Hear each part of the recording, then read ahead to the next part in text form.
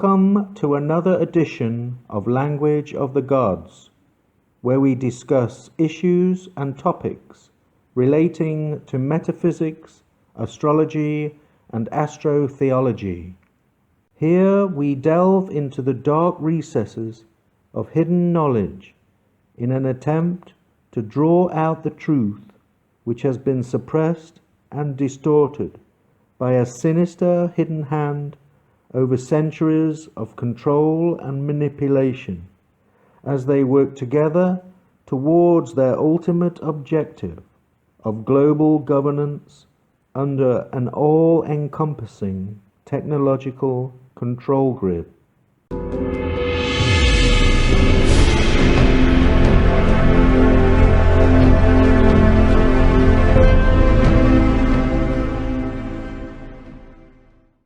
The word corporation comes from the Latin corpus, the word for body or body of people. The early forms of corporations appeared in the 17th century. A body of investors would get together for a specific purpose, usually for the good of the community. They would create a corporation to fulfill certain objectives. In those days, the corporations were granted a charter and brought into legal existence by a monarch or parliament. The charter had time restrictions and purpose limitations. Once the objectives were reached, the corporate charter would cease on completion. If any corporation went outside its legal parameters, other than its original purpose, the charter could be revoked. Limitations were strict in order to control the power of the corporations over the rights of the citizens. As the British Empire expanded, so did the corporations. The British East India Company was one of the best-known examples. It would bring in massive revenue from its exploits, becoming increasingly integrated with the British military and colonial policies. The great advantage for the corporation was its limited liability. Those who made the initial investment could protect their personal wealth from future liabilities, whereas an individual trading under his own name was personally liable and risked losing everything. The corporation, therefore, could take far more risks. The American Revolution was not only about freeing the colonies from the British usurious banking system and King George III's Stamp Act. It was also fomented by the monopolistic exploits of some British corporations. The Boston Tea Party in 1773 was a demonstration against the East India Company's monopoly over trading routes. After the Revolution, the United States imposed tough restrictions on the corporations, forbidding them from influencing elections, public policy, and other areas of civic society, wisely limiting corporations from exploiting the American people, only granting charters for projects that benefited the public. The pecking order under the new constitution was the people, the government, the banks, then the corporations. Back in Europe, these corporations grew larger and more influential, making those benefiting from its profits very wealthy. The money masters realized that through the corporate structure, they could influence and control labor, resources, community rights, and political sovereignty. During the industrial age, the European common man found himself working 12 hours a day, 7 days a week for some of these corporations, lubricating the engines of industry and setting the sails of influence in the direction of the wealthy elite. As the 20th century unfolded, the corporations set about influencing everything in their wake. Since then, there has been a constant battle between the rights of the common man and the expansive nature of the corporation.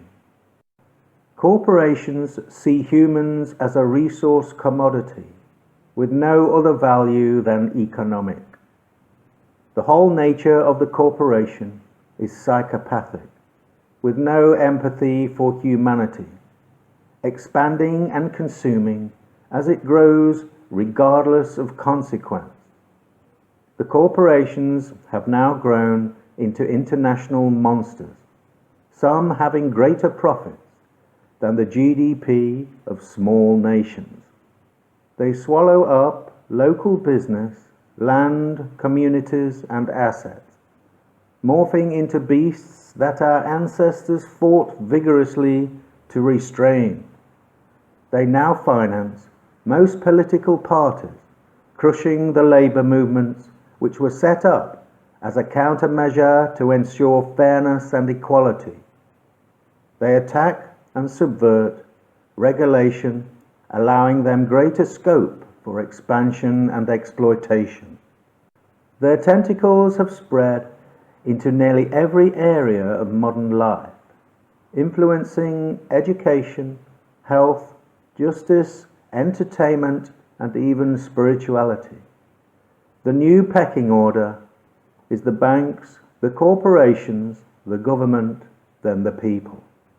The corporations have the best lawyers and enough wealth to disregard local laws which attempt to restrict their rapacious activities. They pay private police and armies to put down dissent amongst workers and to bully communities, essentially becoming a new form of oligarch.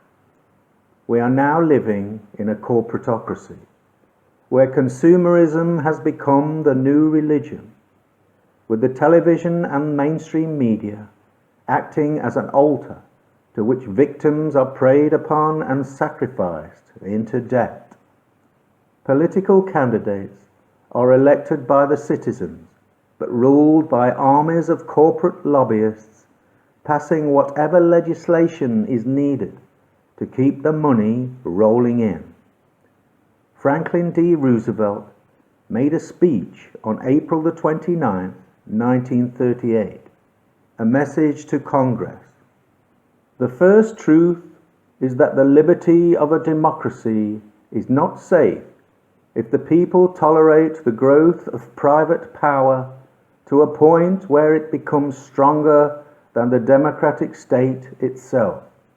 That, in its essence, is fascism. Ownership of government by an individual, by a group, or by other controlling private powers. The second truth is that the liberty of a democracy is not safe if its business system does not provide employment and produce and distribute goods in such a way as to sustain an acceptable standard of living. Franklin D. Roosevelt.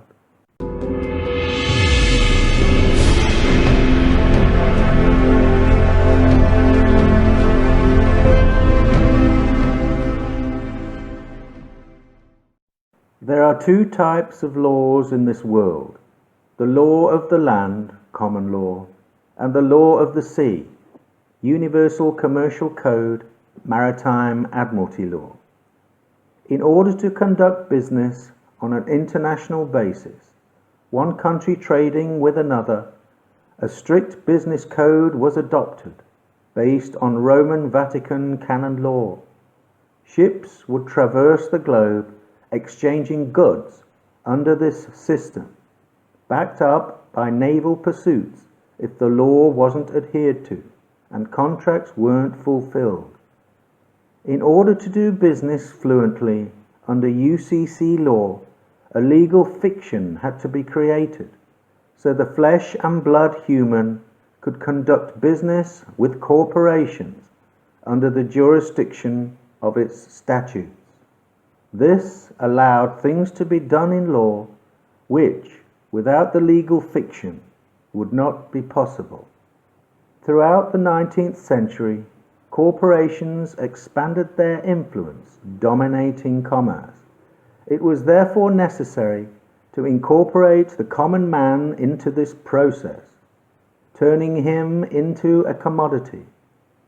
An ingenious but deceptive method was adopted by those countries participating in this trading strategy. This was the main reason why the birth certificate was created. When you are born, your parents unwittingly register your birth, and with this registration, the government creates a company under the same name. For example, Peter Pan.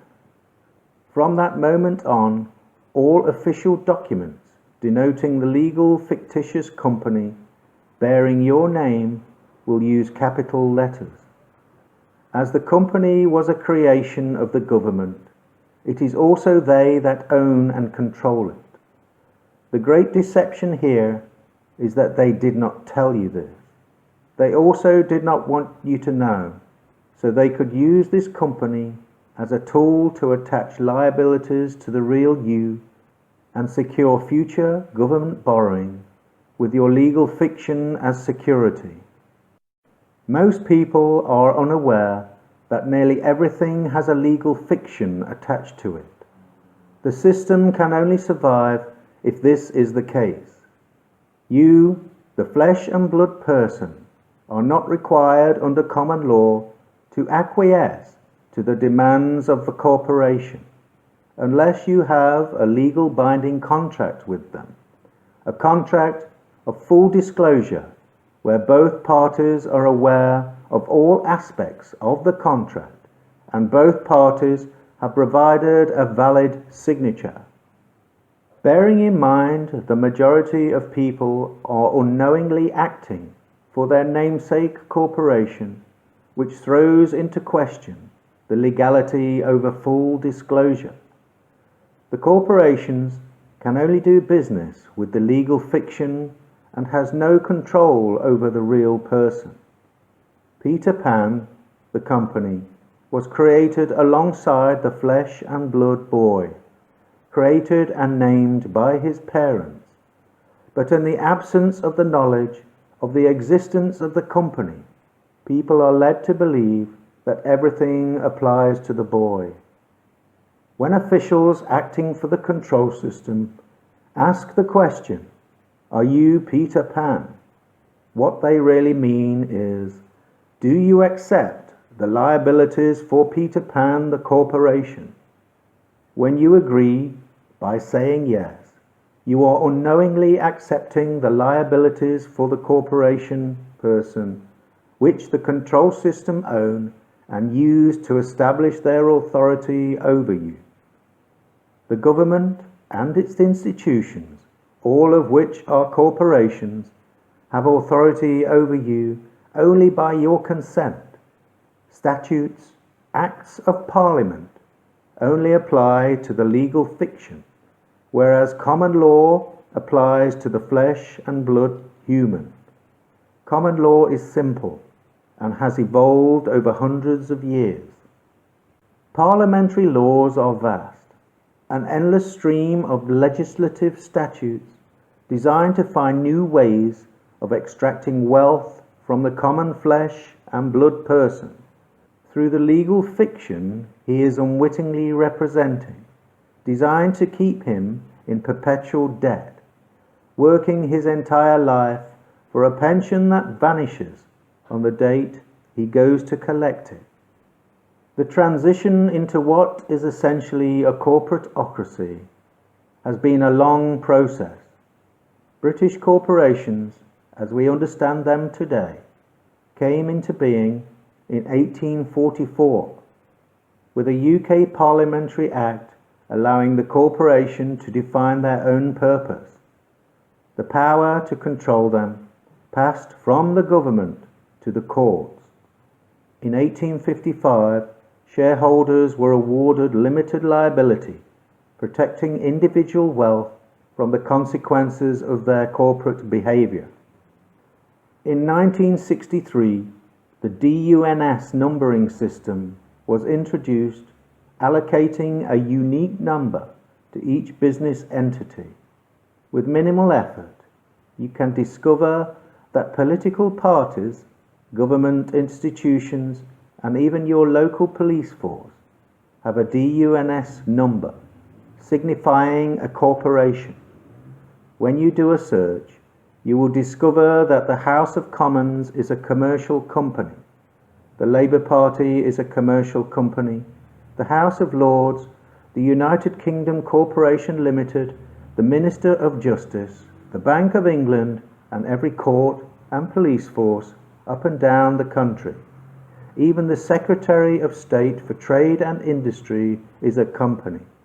Consequently, in order to interact with all these corporations, the legal fiction attached to the individual must be created, and to survive, it must also be hidden from public scrutiny.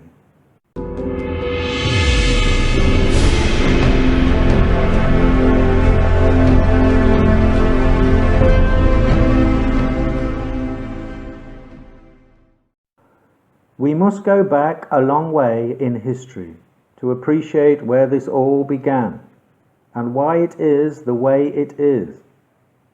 The Canaanite Phoenicians were the pioneers of this trading system. With their vast maritime superiority, they managed to dominate commerce throughout the Mediterranean, where Lebanon, Israel is now. With all their ships, they managed to impose tariffs and tax on commercial activity, making themselves rich and feared. The Phoenician alphabet is believed to have been behind all modern Western alphabets, spreading into Greece and Rome through its trading activities. Alexander the Great took Tyre in 332 BC, putting an end to its 1,000-year maritime monopoly. It is believed by some scholars that the wealth from Phoenicia eventually moved into Venice, creating another maritime trading culture, the Venetians. After the decline of Rome and the transfer of power over to the Vatican, the papacy had learnt a lot about commerce and set up enslaving all of humanity by setting up a system of ownership targeting all property and souls. After the Knights Templar had been defeated at Acre, 24 miles south of Tyre, in 1291, the Roman Catholic Church began to put in motion their plan to own the whole world. In 1302, Pope Boniface VIII, through papal bulls, created the first express trust in history, the Unum Sanctum. Attached to the trust were 3 sesquivae trusts, or crowns, each one targeting specific areas of ownership. With these 3 sesquivae trusts, the papal bull crowns, the Roman Catholic Church, unchallenged, believe they have ownership, the keys to all land, bodies and souls. This is why the Pope's crown has 3 tiers. All courts now operate on trust law, based on Vatican ecclesiastical canon law. They manipulate people into representing their corporate legal fiction or trust, which are essentially underpinning these 3 papal trusts.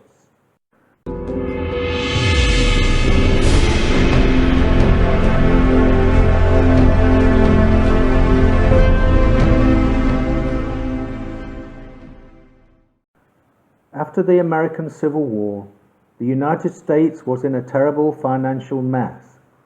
The international financiers had achieved one of their objectives. They either wanted the Union bankrupt or divided and controlled by themselves. The Union survived, but 4 years of war had taken its toll in lives and the economy. With Lincoln out the way, the international financiers offered financial help to the Union, with conditions attached. They wanted to create an independent government for the 10 square mile District of Columbia, a separate entity in the host nation. Like the City of London and the Vatican, this new independent government was to be a corporation under the name the United States. The name is all capitals, signifying a corporate legal fiction.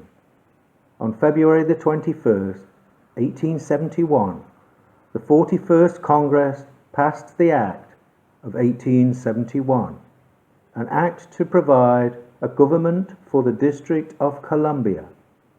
This new corporation was owned by international bankers and the aristocracy of Europe. The Constitution of 1887 was rewritten, with one word changed. The original Constitution reads, Constitution for the United States of America. The new one reads, Constitution of the United States of America. All capitals signifying a corporation, with the word for changed to of. This is a constitution of a corporation dictating policy as opposed to a constitution of the people. Many may still believe the President of the United States is the President of the Republic. He is, in fact, the President of a corporation owned by foreign interests. This may explain why the British and the Americans have always had a special relationship.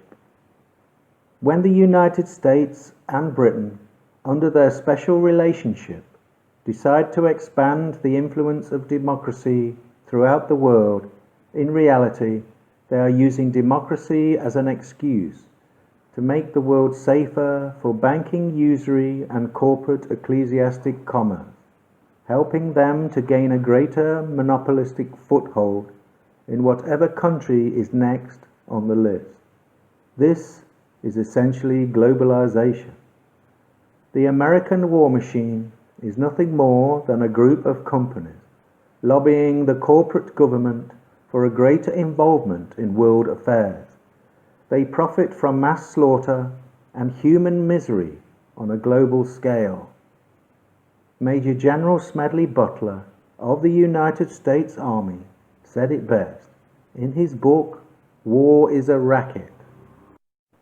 Like all the members of the military profession, I never had a thought of my own until I left the service. My mental faculties remained in suspended animation while I obeyed the orders of higher-ups. This is typical with everyone in the military service. War is a racket. It always has been. It is possibly the oldest, easily the most profitable, surely the most vicious. It is the only one international in scope. It is the only one in which profits are reckoned in dollars and the losses in lives. A racket is best described, I believe, as something that is not what it seems to the majority of people. Only a small, inside group knows what it is about. It is conducted for the benefit of the very few at the expense of the very many. Out of war, a few people make huge fortunes. I spent 33 years and 4 months in active military service, and during that period I spent most of my time as a high-class muscle man for big business, for Wall Street and the bankers. In short, I was a racketeer, a gangster for capitalism.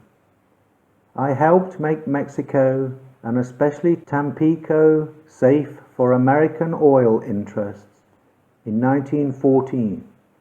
I helped make Haiti and Cuba a decent place for the national city bank boys to collect revenues in. I helped in the raping of half a dozen Central American republics for the benefit of Wall Street. I helped purify Nicaragua for the International Banking House of Brown Brothers in 1902-1912. I brought light to the Dominican Republic for the American sugar interests in 1916.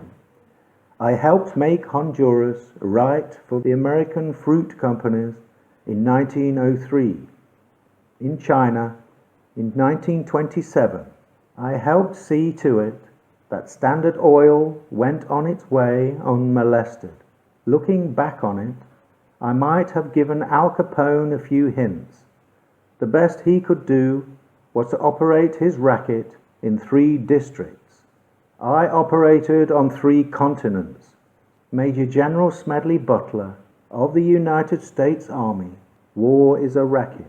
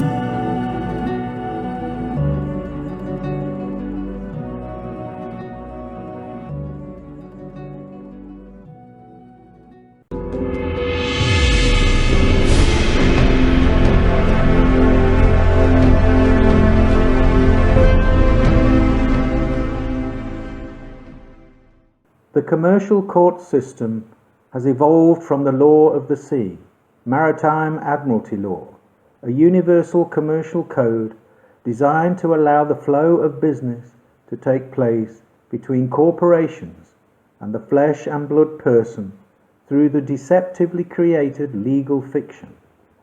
Going to court for any civil action is not a good idea, as the only function of a court is to judge between the two disagreeing parties and then penalize the loser.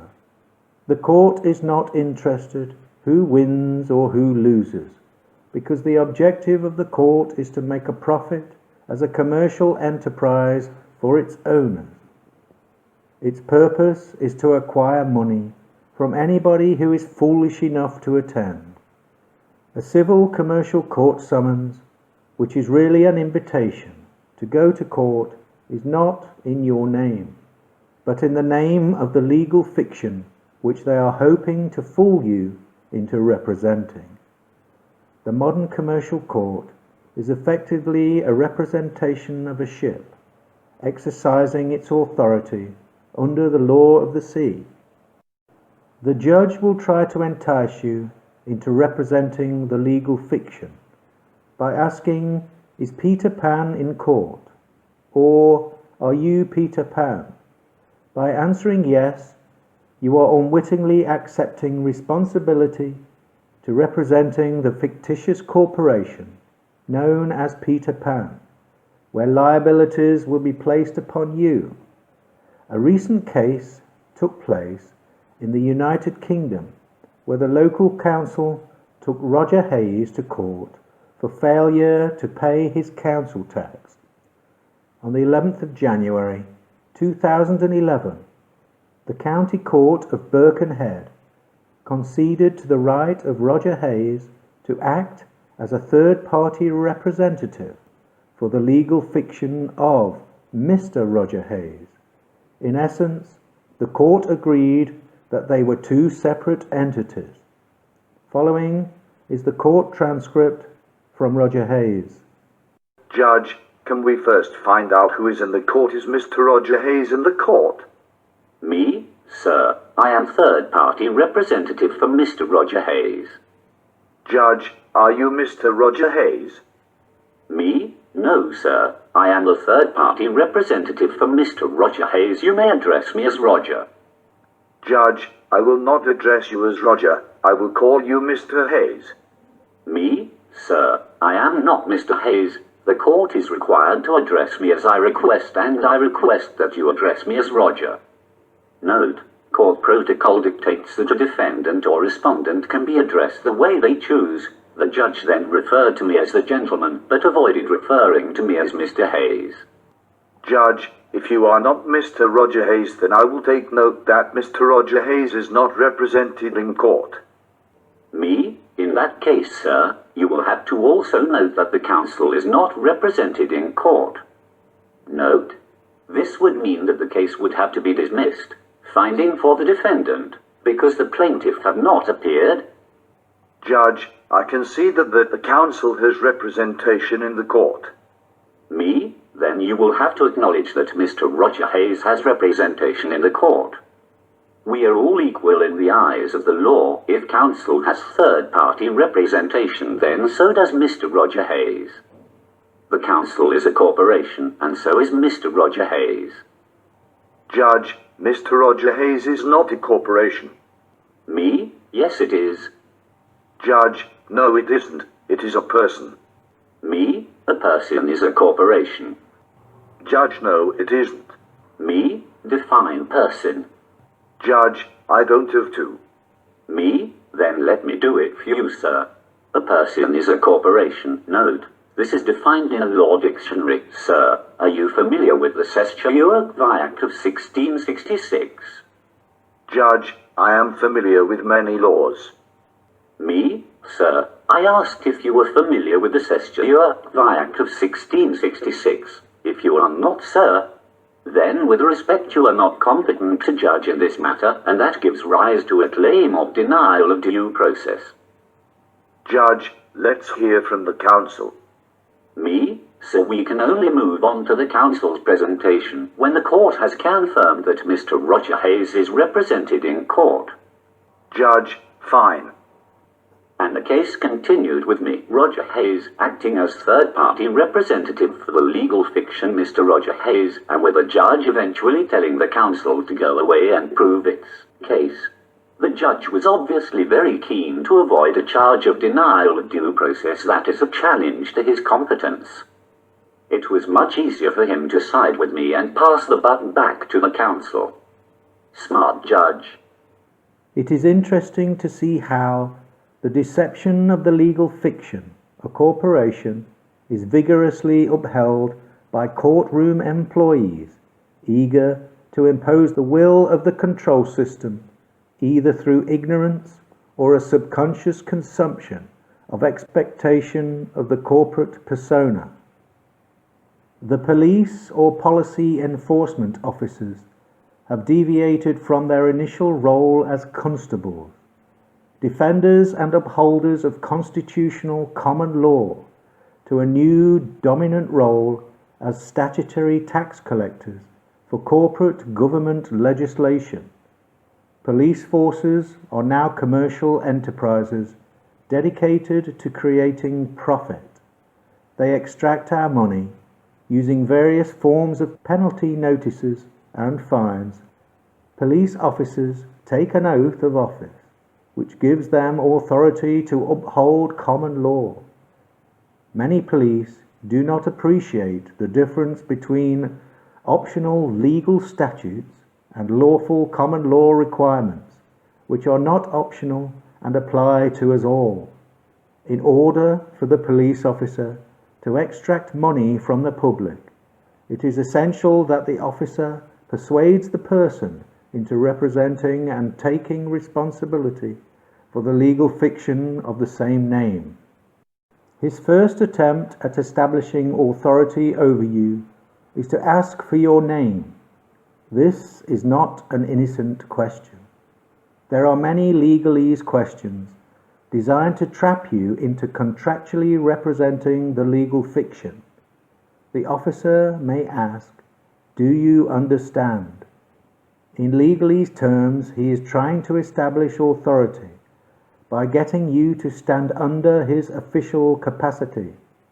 An offence under common law has only been committed if there is a victim, someone killed or injured, someone who has had possessions damaged or stolen, or someone who has been defrauded.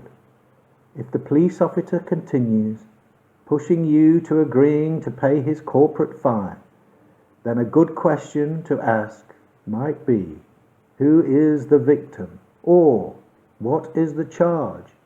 Am I free to go?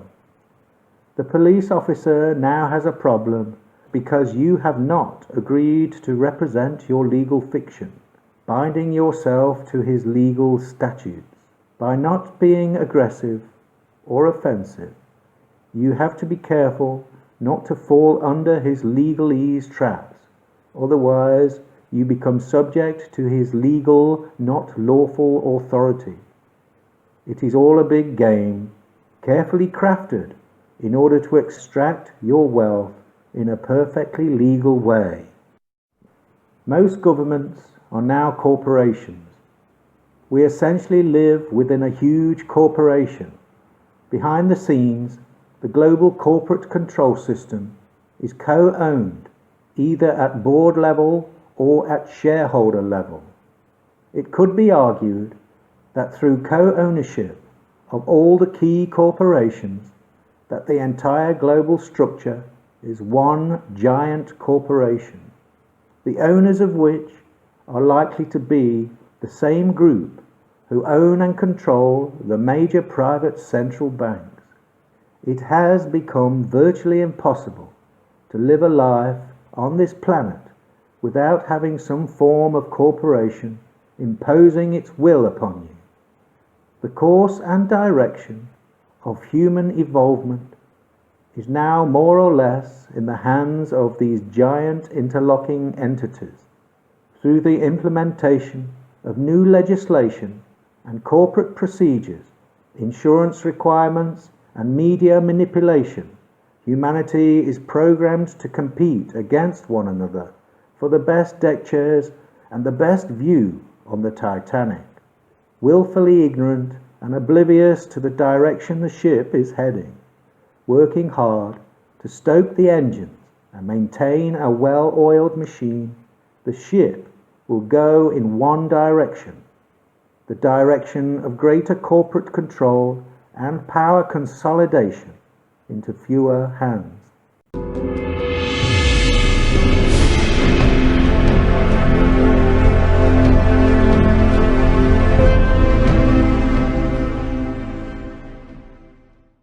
The personality of the corporation is that of a psychopath, having no emotion or empathy. The corporate machine is a cold, calculating one. It makes decisions that solely pay homage to the bottom dollar.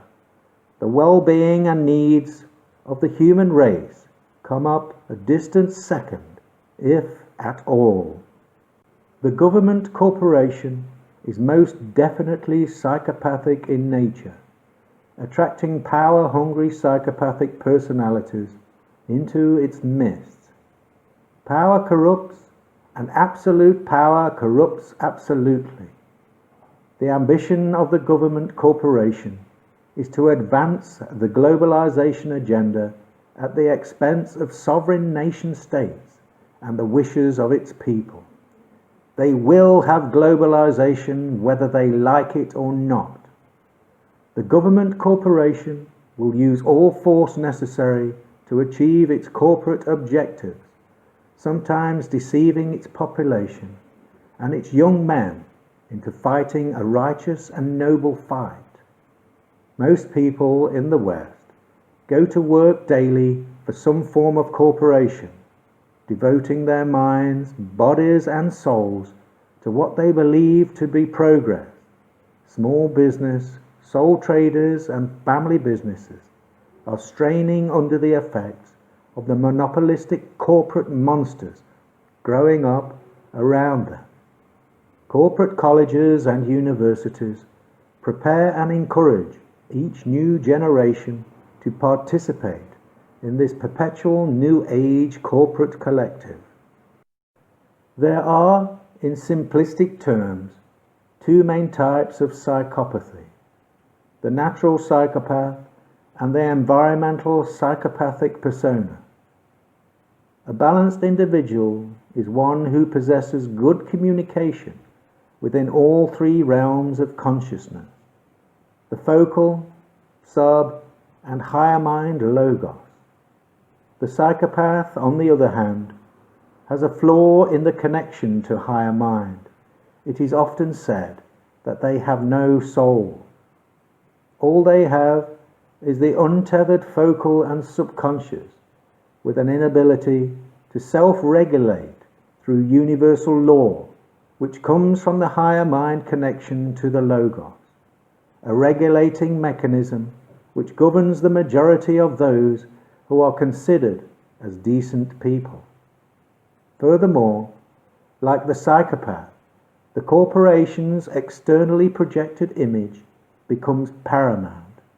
Its subconscious workings of staff members and policy are expected to leave their connection to universal higher consciousness at home, along with their coordinates relating to common decency.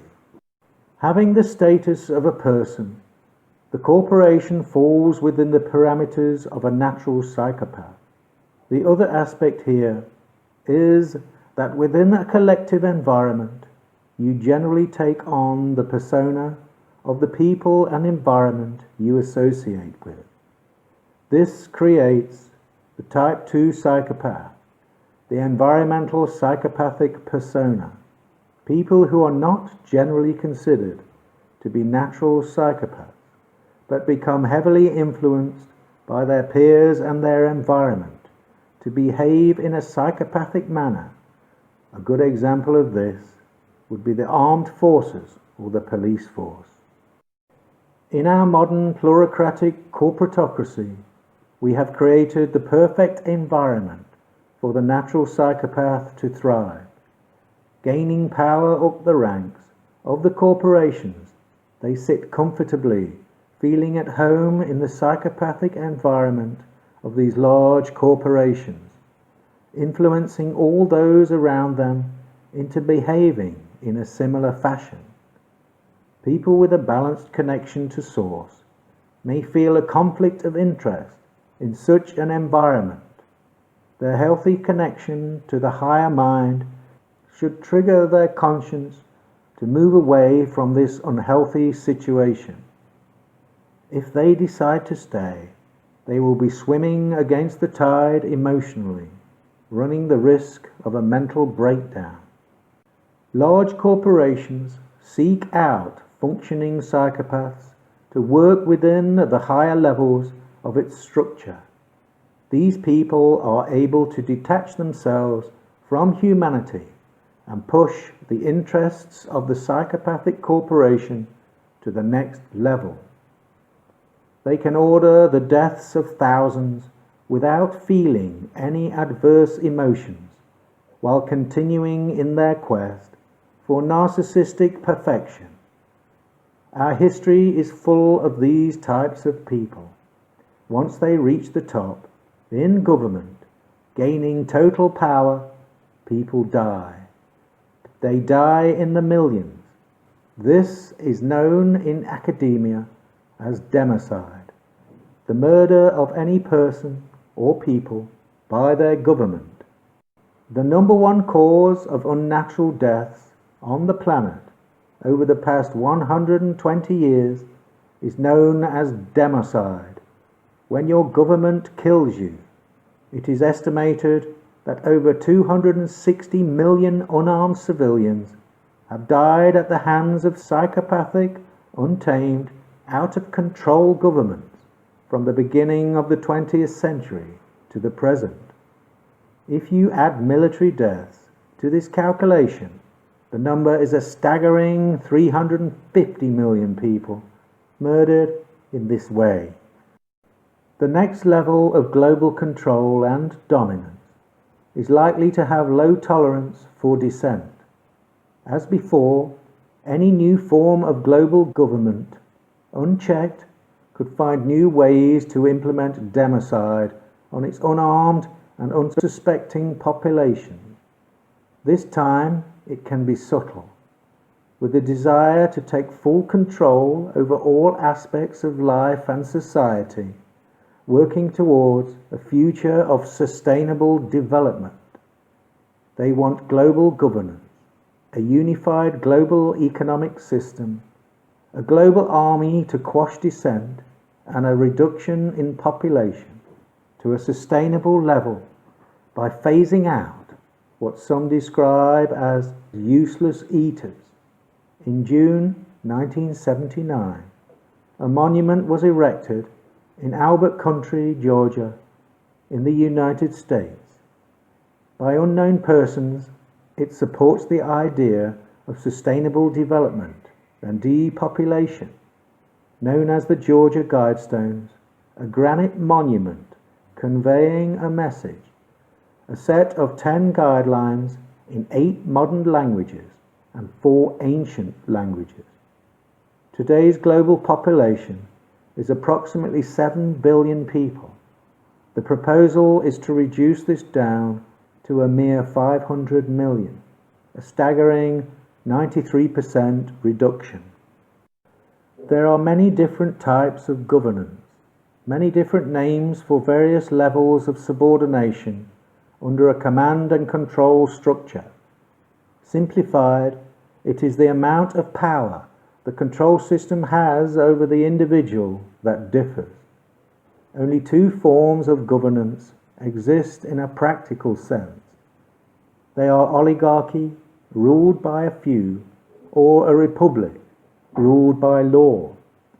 Dictatorship or monarch, ruled by one, is not a genuine reality, as the ruler always has either their councils or bureaucrats to dispense power, making them essentially an oligarchy. Democracy, the rule of the majority, or mob rule, is also a flawed concept. The problem with it is that the minds of the majority can be manipulated to overrule the freedoms of the few. It is essentially two wolves and one sheep voting on what is for dinner. The founding fathers of America knew history and the pitfalls associated with a democracy. This is why they chose to be a republic. I do not say that democracy has been more pernicious on the whole and in the long run than monarchy or aristocracy.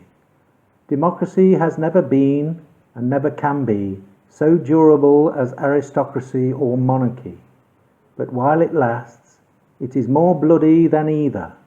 Remember, democracy never lasts long. It soon wastes, exhausts, and murders itself. There never was a democracy yet that did not commit suicide. It is in vain to say that democracy is less vain, less proud, less selfish, less ambitious, or less avaricious than aristocracy or monarchy. It is not true, in fact, and nowhere appears in history. Those passions are the same in all men, under all forms of simple government, and when unchecked, produce the same effects of fraud, violence, and cruelty.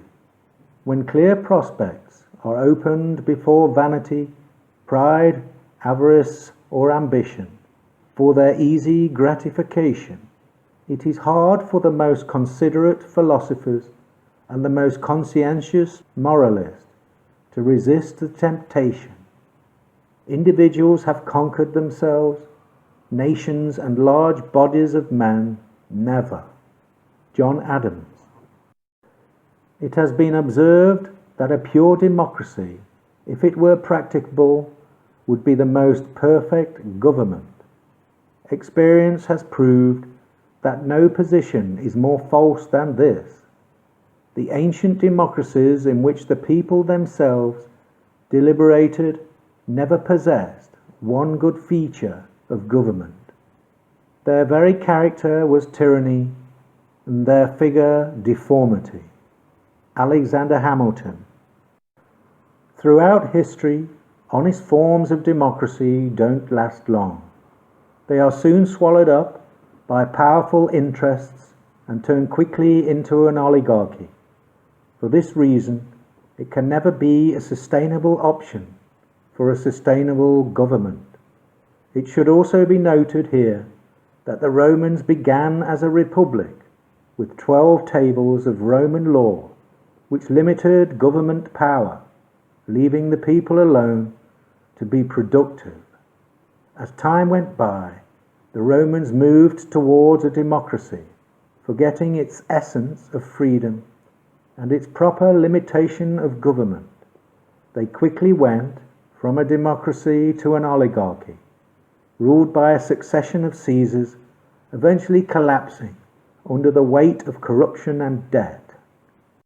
A republic is a system based on law, a law which limits the power of governments to leave the people alone, to pursue life, liberty, and happiness. The superior aspect of a republic is its ability to protect the rights of minorities who wish to live outside the social norms of the majority, creating a tolerant, harmonious social variety of peoples. The United States was set up as a republic, not as a democracy, to protect the rights of all its citizens. The word democracy does not appear in the Bill of Rights or the Constitution. The founders studied history and did all they could to keep America from becoming a democracy. It is ironic now that the corporations have taken over, that they wave the banner of democracy, their version of democracy. It is really another form of oligarchy, corporate oligarchy, with a psychopathic nature spreading its tentacles all over the globe. Anarchy cannot be countered, for it is also another temporary measure, with everyone having to arm themselves to protect what they have from each other. Without law, there cannot be freedom. The vacuum of power is soon replaced by another form of control. In practical terms, that leaves only two main systems of government, a republic or an oligarchy. It is up to us which one we choose.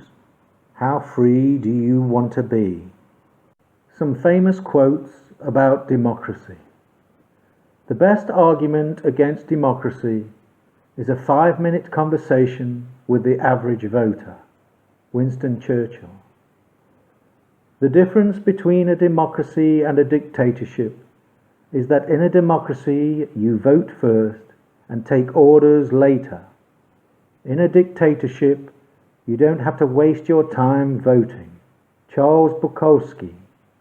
Dictatorship naturally arises out of democracy, and the most aggressive form of tyranny and slavery out of the most extreme liberty.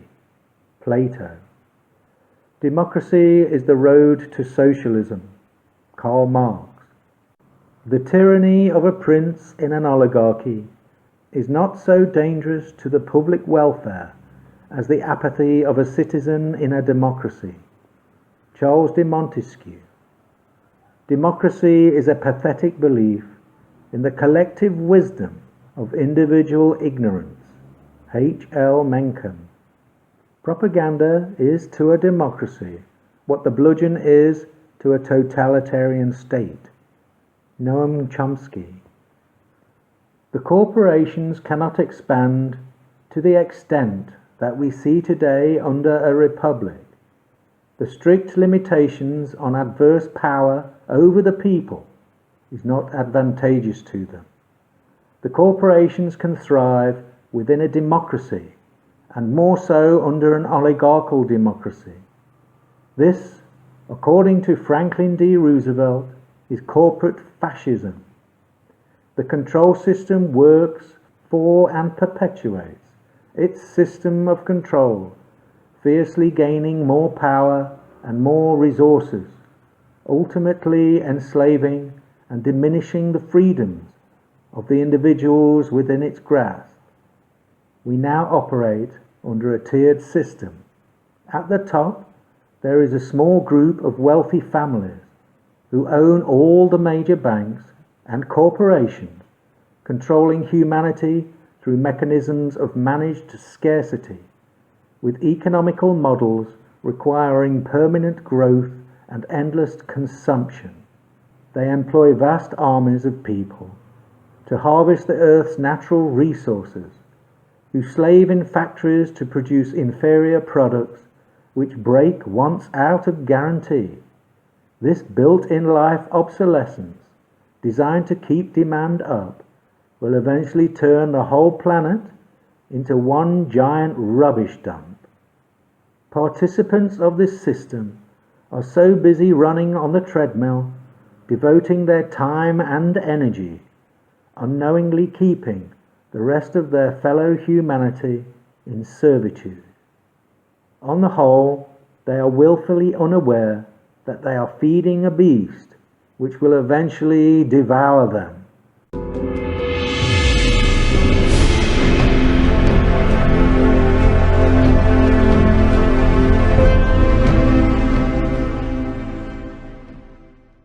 There are three main ways corporations stimulate the demand for their products, which ensure sustainable factory commitments and growth into the future.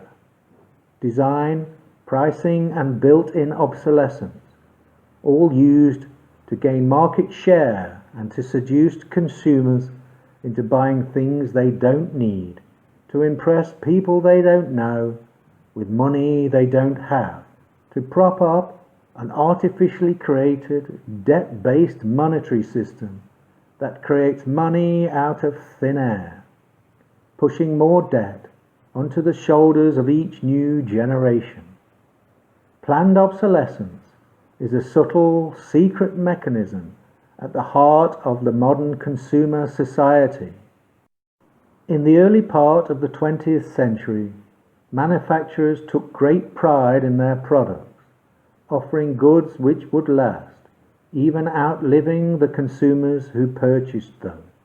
The only drawback was once most customers had made the first purchase, they had no reason to purchase again. After the initial brand release, the factories became idle as demand dropped. At this time, light bulbs were being produced which could last 5,000 hours or more. Every year, a fire station in Livermore, California, celebrates the birthday of one of its light bulbs. Invented by Adolphe Chalet, the bulb has been burning continuously since 1901, a design certainly made to last. Edison's first commercial bulb went on sale, lasting an average of 1,500 hours. By the mid-1920s, light bulbs were being made to last a good 2,500 hours. In the winter of 1924, the world's bulb manufacturers came together to form a cartel. Each member had strict guidelines to produce inferior bulbs, lasting no more than 1,000 hours. Any member found producing better bulbs would incur a fine. By the 1940s, the new standard became 1,000 hours, effectively conning the consumer and artificially stimulating demand for light bulbs. Planned obsolescence was born. Many inventors have filed patents for bulbs which purport to last a staggering 100,000 hours, but the power of the corporate cartels made sure these products would not reach the general market. Today, most products are designed with obsolescence in mind, targeting a price range where the consumers expect only a limited life's usage. This keeps the factories full of people devoting their precious lives on churning out garbage products that devour natural resources, which eventually end up in the backyard of some third world country designated to become the world's global rubbish dump. During the middle of the last century, the USSR was governed differently. Centrally planned by the state, the government stipulated that all white goods, fridges and washing machines, should last a minimum of 25 years. It doesn't take much effort to produce good products. The modern Western corporate manufacturing system has become psychopathic, yet people participate en masse, underpinning its existence and devoting their life's purpose to promoting this expansion. Other mechanisms at the corporation's disposal are designed to seduce the minds of the consumer, stimulating their desire to want more and to want the latest. This is achieved through new fashions and escalating specifications. Even though planned obsolescence may be attached to a product, it is in the interest of the manufacturing corporation to tempt the consumer into parting with their existing functional good and money in exchange for the latest brand or design. All the latest corporations interlock to form a powerful array of control and influence, tweaking policy throughout the system, enhancing their agenda and maximizing profits. With subtle techniques of hypnotic suggestion, aided by the mainstream media, advertising and thought-perverted social expectations, they stimulate the consumer's inferiority complex, installed into them by their corporate upbringing. This is a never-ending cycle. There is always a new model or a new brand to pursue. The illusion of freedom and happiness through unlimited consumption has been set in the focal and subconscious minds of the citizens of the developed West over many generations. creating nations of shallow, materialistic, unsatisfied debt slaves, obsessed with out-purchasing their friends and neighbours with the latest tat. From September the 1st, 2012, a push was made by many governments to ban the sale of old-style incandescent light bulbs in favour of what they call energy-efficient lighting, or eco-friendly. The definition of eco-friendly is not harmful to the environment. These governments argue that the new light bulbs will dramatically reduce your energy bills and greenhouse gas emissions, which they say is linked to man-made global warming. The bulbs are purported to last up to 10 times longer than its traditional counterparts. This, of course, is because all incandescent bulbs were made to break by the bulb cartels back in the 1920s. The amount of energy required to produce these new bulbs during the manufacturing process is vastly greater than the traditional incandescent bulb, with over 30 separate electronic components and a glass tube that contains a cocktail of toxic carcinogenic chemicals, including mercury. Although there is a saving on the running costs with less than half the required power consumption, many people have reported serious health problems which they believe to be caused by these CFLs. If one of these toxic bulbs breaks in your home, the official recommendation by the Federal Environment Agency is to evacuate your home for at least 15 minutes, leaving all the windows open and turning off the heating.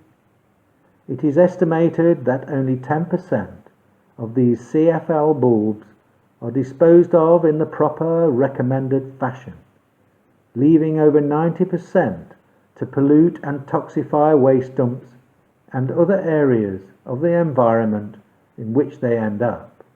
Certainly not eco-friendly. The CFL light bulb fiasco is another example of corporations infiltrating policymakers to legislate in favour of corporate interests. It's no surprise that the light bulb cartel, 80 years later, positioned themselves among the gears of the European Union, gaining a tactical advantage and promoting their monopoly. In a rush to push forward this new legislation, the European Commission failed to carry out proper trials and tests prior to the new rules becoming law. The lack of tests ensuring the safety of these new bulbs exposes the real balance of power throughout the new European community, putting the interests of the corporations before that of the citizens. In a global corporatocracy, the will and ambitions of the corporation become the driving force behind future global policy. The flesh and blood human becomes subordinate to the corporate legal fiction, which he is expected to devote his life representing, with a rapacious desire of the corporations to expand. They have a need to be free from hindrance of laws and cohesive human collectives. The perfect environment for the untamed and monopolistic control of the corporation is one full of fragmented individual consumers, resonating the psychopathic frequency of the corporation, influencing a new form of collective consciousness. One reason for the rapid push for global integration is to destabilize cultures and eliminate national identity. A single individual is much easier to control and influence, especially if they are not and do not feel part of a collective.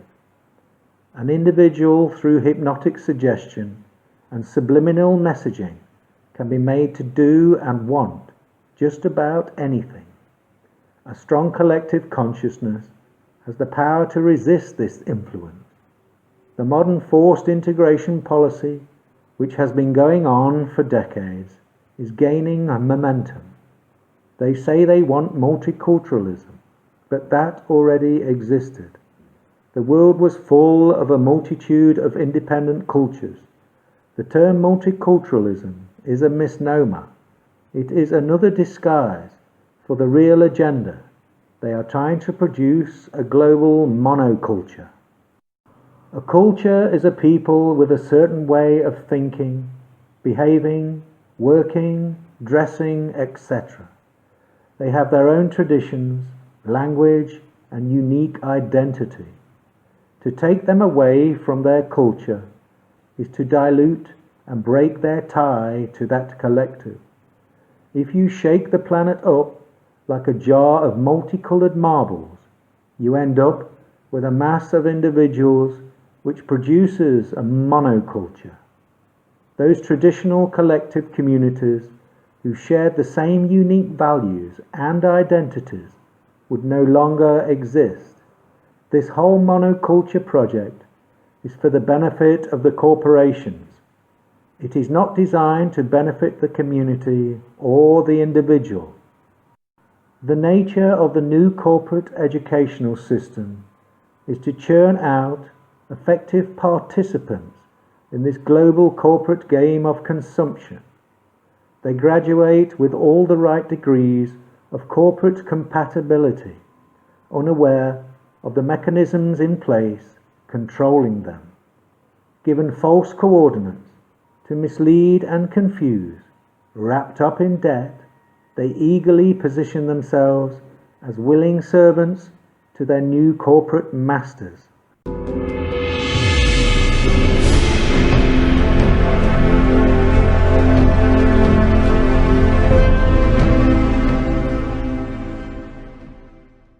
To resonate and fit in line with the perceived expectation of a corporate employee, the individual will slowly develop a corporate personality or persona.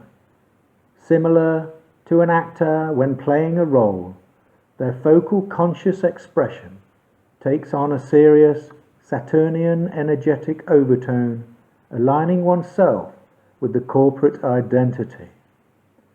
Along with the persona comes an array of attached mannerisms, such as corporate speech, corporate movements, corporate twitches, laughs, coughs, and other bizarre idiosyncratic expressions. The corporate persona can become a stressful act, running adverse to one's natural behavior. With the evolution of technology, the corporate persona has many new accessories to lean on and hide behind while pursuing the corporate agenda. To become an accepted member of the corporate club, an individual finds it necessary to wear the appropriate attire. Suits and uniforms have always been used as a motivating tool, enabling the individual to perform as expected within the frequency range of corporate activities. Once inside the suit or uniform, with the business card and identity tag, an air of pseudo-confidence will transform a person. The face and mannerisms will change, activating pre-programmed beliefs of seriousness, expressing their idea of how a person should behave when working as part of the corporate control system.